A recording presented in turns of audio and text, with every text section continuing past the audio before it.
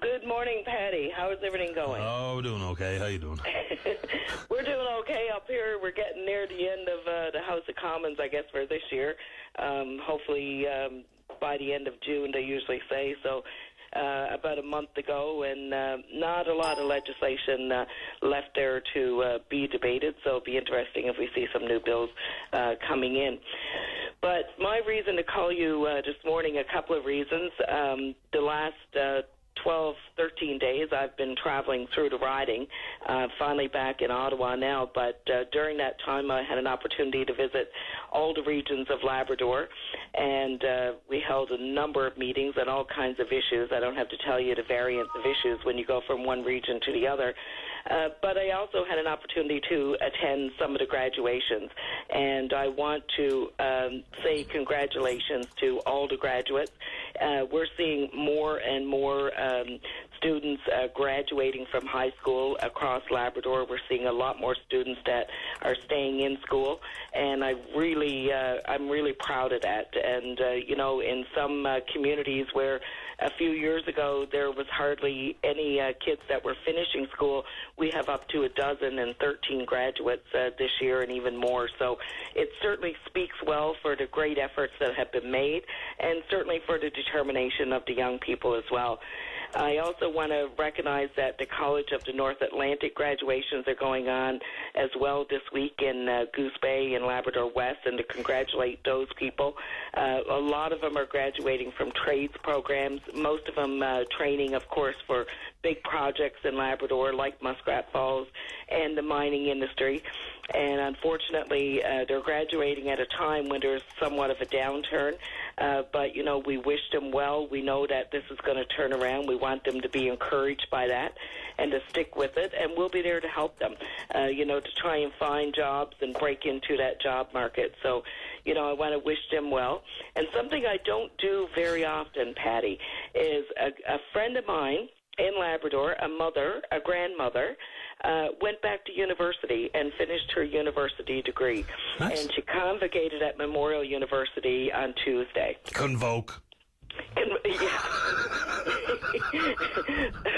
Convocated, yes. I'm sorry. People picked at me on that one too, so I'm just spreading the wealth. Yeah, not a problem. But listen, I will say this, Nina Pye in Mary's Harbour, she's a fantastic individual, but, she didn't finish her degree back in her 18, 19-year-old years. Came back to Labrador. She had a family. Her children are grown. One is in the Navy. One is finishing her education degree at Memorial as well, and has two children. And so Nina's a grandmother and a mother. She worked for Canada Post. When they heard about the downsizing in Canada Post, knowing her job may be affected, she decided to go back to university, and she did finish her degree. And I want to congratulate her because she's an inspiration to a lot of mothers, grandmothers, fathers, and grandfathers out there that sometimes might say, hey, it might be too late to do this or do that. It's never too late. And so, a terrific role model, and I certainly want to congratulate her for that as well. It takes a lot of guts. That's one thing for sure. So I think that is absolutely worthwhile. Congratulations to pass on. I'm sorry, what was her name again, Yvonne? Her name is Nina. Nina Pye, and she's from Mary's Harbour on the coast of Labrador. And, her and her daughter and her grandchildren were all in St. John's. Her and her daughter were going to university, and they had the grandchildren with them. So it's a remarkable story. And, we don't hear about these things often enough, but I just find it so inspiring, and what a great role model for so many other mums and dads and grandparents out there to just do what it is you've always wanted to do, and don't be discouraged because of the place you might be in your life right now. Just go do it, Good. And I appreciate that too. Do you want to get to any of the IOC related stuff before we run out of time? Absolutely. I just spent the last number of days in Labrador West, in both Wabush and Labrador City, and of course had an opportunity to be there with the leader of the Liberal Party, Dwight Ball. We held meetings in both communities, with the towns, with the unions, I had an opportunity as well to meet with the Chamber of Commerce and Rotary, but it's really taken a huge turn in Labrador West. I don't need to tell people that. Every time that there's job loss or talk of job loss, it puts everybody on pins and needles up there. So it's been a very, very difficult transition in the community. People are going through something that they haven't went through in recent years, and that is job loss with very few opportunities right now around the corner, other than Muskrat Falls. And, the union did hold a rally in Labrador West. It was well attended. A lot of people came out to show their support, not just workers from IOC, but, there's been 70 management laid off there, 150 union workers that will all be walking out the door in a week. And so it's very, very sad situation. But, a lot of people in the community, business people, people working in the public service, just ordinary citizens came out. A lot of retired workers at IOC and Wildbush Mines came out for this rally. But, they're not just seeing job loss, they're seeing a huge change in their community because the company, IOC, for instance, has made a decision as well not to hire students that are coming out of the college program this year and on-the-job training. So you have dozens of students that are impacted by that. There's no student jobs this year at all, so normally it would be anywhere from 100 up to 200 students that would be given jobs up there in the mining industry. Those jobs won't be there this summer, so you have that whole sector that are impacted. They've stopped all charitable donations into the community. And so I don't have to tell you what kind of impact that's having, even for things like the cancer relay. And as you know, in a mining town, they're more prone to cancer, a lot of dust circulation. We even have a study going on right now with regard to the dust at the mine site and the impact on workers. All workers are being surveyed. But at the same time, they've cut all the grants to every organization, even the cancer relay in the community. And then there's the issue of layoffs. There's the contractors that are local contractors that had to take a 25% reduction. And as well, most of the new contractors that they're contracting are outside of the province. And from what I can understand now, 80% of the contracts that are currently on the books with IOC are people from contractors from outside Newfoundland and Labrador. A couple of things, Yvonne, before just let me jump in here. So that business about the contractors and from out of province stuff, it's a huge issue, whether it be IOC and or inside benefits agreements, Muskrat, Long Harbour, wherever the case may be. But when the politicians go to the rallies, I think it's important. You have to support the people who are living in our communities and working and are facing some troubling times. But then we hear things like, so and so will step in to address labour instability in somewhere like Lab West. What does that mean? Because to me, that's one of those easy to make statements, but particularly hard to follow up on with any actual meat on the bone. What does stepping in to address labour instability mean politically? Okay, just let me tell you, first of all, in Newfoundland and Labrador, we have a legislation that is the Labour Act, okay?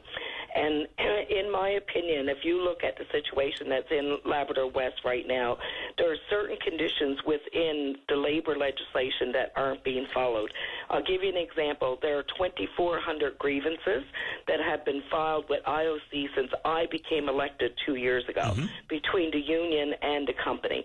Those grievances are not being dealt with. That's a violation of labour laws in this province. That they are supposed to be dealt with in a timely manner.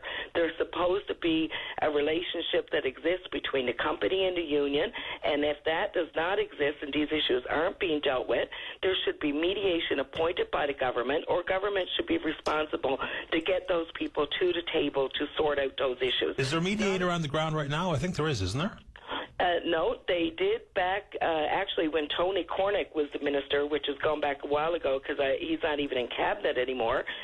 When he was the minister, the union president did meet with him, and they did ask for some mediation, which they did have a person appointed. The person came in, they met with them, and then they left, and they said, I'm not sure what we can do here. You're just going to have to keep filing grievances.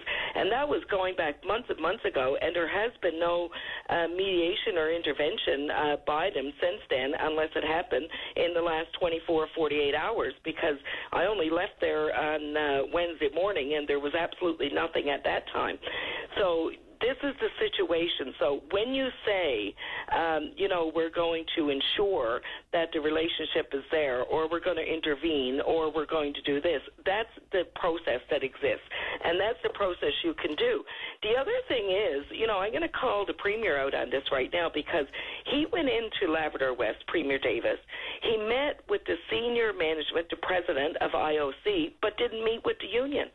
And I have no idea why he didn't meet with the union and why he didn't say to IOC, you're operating in this province, you're developing a mining industry, you're making a profit, $125 million in the last quarter.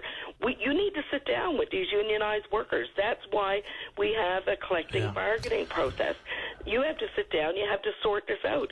So I don't know why that message wasn't sent to the company by the Premier, and I have no idea why he didn't meet with the union. Only he can answer for that. But when you look at the strain on people's faces in this community, and not to wrap emotion into this, but emotion is a big part of it. When you're at risk of losing your job, your wife just lost her job, both of you work for the company, you have small children, you have a mortgage on your home, it's pretty freaking stressful for a lot of people. Yeah, of course it is. That can't be ignored. That's there. I think we're going to see, I have a sneaking suspicion that there's an industrial inquiry either going to be threatened or actually come to fruition, because the number of complaints, and people send me emails, and some of this is unbelievable stories that they're telling. Yep. And when we have even Mr. Thomas, I think it's Ron Thomas is the man's name, president of Steelworkers Union, when he talks about the fact that these jobs are going out the door and the cost cannot be justified so far as the savings that IOC says they can achieve with the contractor coming in, there's something patently wrong. I mean, we can't, you can't ensure that everybody has a wink and a smile and a pleasant hello, good morning for each other every day, but following along with the labor codes and the Labor Act and the non-toxic environment that should indeed be part of everyone's workplace, if it's not happening at IOC, whether or not the Premier meets with the rank and file is one thing, and I know it's a mistake, and he should have absolutely met with everybody. But this inquiry, it does indeed have a rumble throughout the big business world. You can't just come in here and run roughshod over the land, the resources, and the people and think we're just going to turn a blind eye because we need your taxes. The fact of the matter is those resources are here. And if you want the ore or the oil, you come here and you play by a certain standard of rules. And if you don't, we'll do everything in our power, legislatively, pressure-wise, socially, union pressure, to make sure you do it. So I think that's all legit concerns, and our reaction hasn't been very forceful at this point. I got to go to the break, but I'll let you wrap it up quick, Yvonne. Okay, and Patty, I'm glad you're understanding it the way you are, because what you just said is dead on. The industrial inquiry is going to be the next step, simply because of the information that is being proposed right now by the union in terms of the cost factors.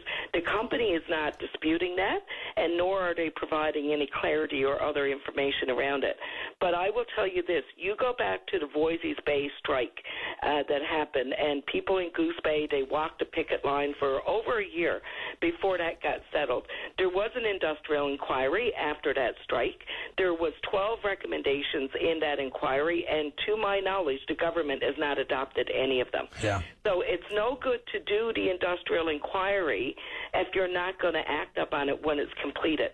And listen, we all know that when it comes to large companies and large unions, there's enough blame to go around for everyone. But we also know there has to be fair labor practices in this province. And nobody should be allowed to come in here and do whatever they like and run roughshod over workers. I'm seeing it in Muskrat Falls every single day. I'm living with it. I'm fighting it every day. Now we're back to having to do the same thing in Labrador West with IOC.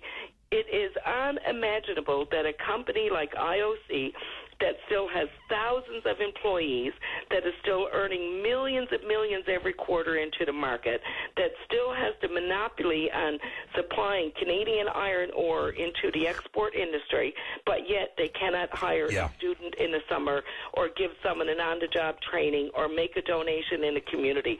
Rio Tinto is really separating itself from the community. It is distancing itself from the union and the workers, and that is wrong. It is our resource, it is our communities, and they have to be able to work with us, and they're not making any effort to do that. Yes, and some of them are far worse than others. I've got to get to the break. I'm way over time, and appreciate your time this morning. Thank you, Patty. Thanks, Yvonne. Take care. All right, bye-bye. Bye-bye. Yvonne Jones, Liberal Member of Parliament for Labrador.